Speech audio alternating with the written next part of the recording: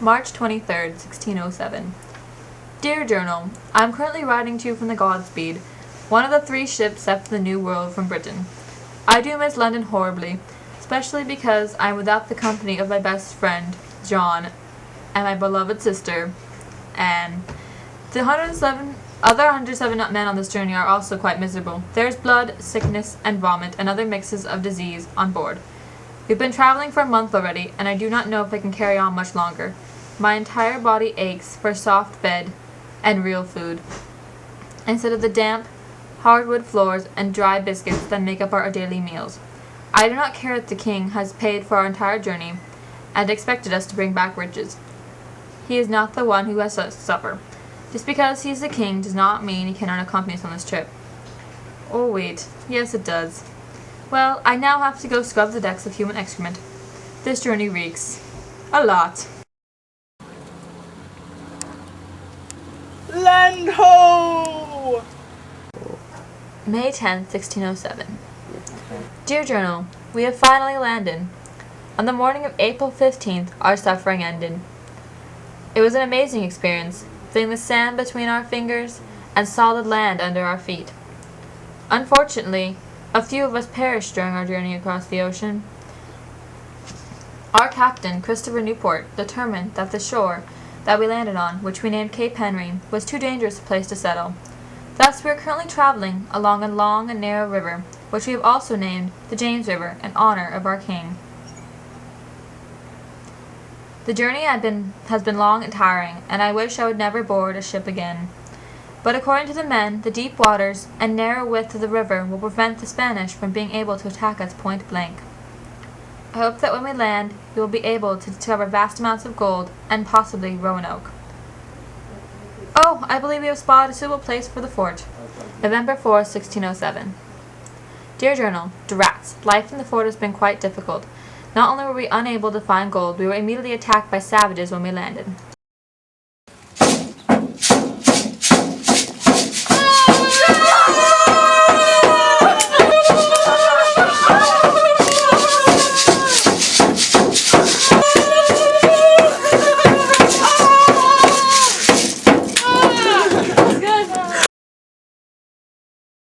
Luckily our wood supply is ample and our craftsman skills are excellent, and we have thus built a strong and sturdy fort.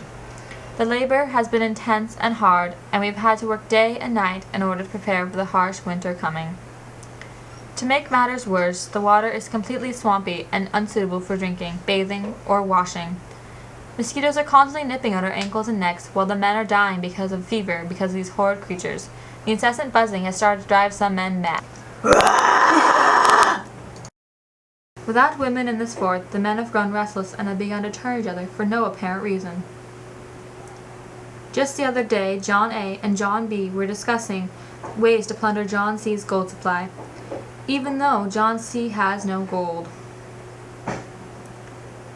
The men have an insatiable greed and refuse to admit that planting crops is a priority. They continue to search for gold while the rest of us are sweating under the harsh sun attempting to grow barley and wheat. Fortunately, John Smith, yes, that one, has taken the initiative to mingle with the savages. Thanks to this, we have been able to trade copper tools for food. Perhaps we will be able to survive this winter. July 12, 1608. Dear Journal, those savages have attacked us. Every day it seems like a few of our men disappear and never return.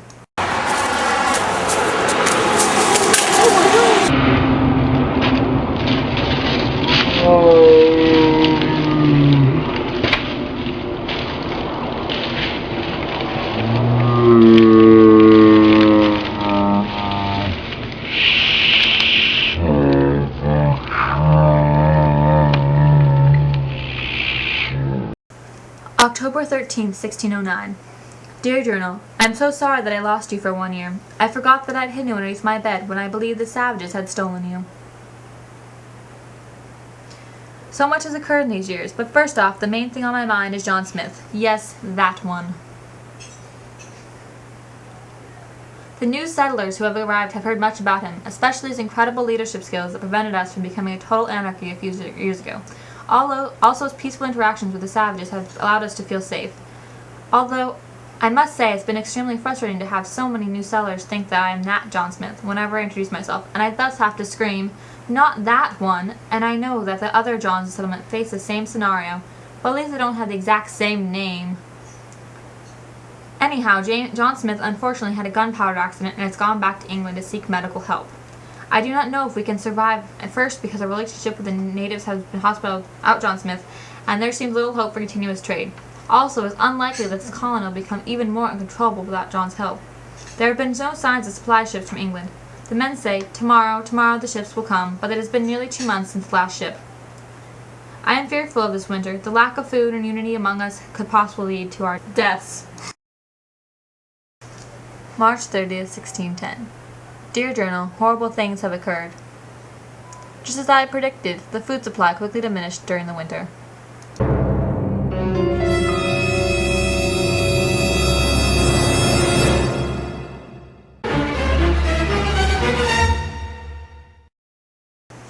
The drought worsened, and the savages traded with us quite rarely. Men who were once civilized eventually became barbaric.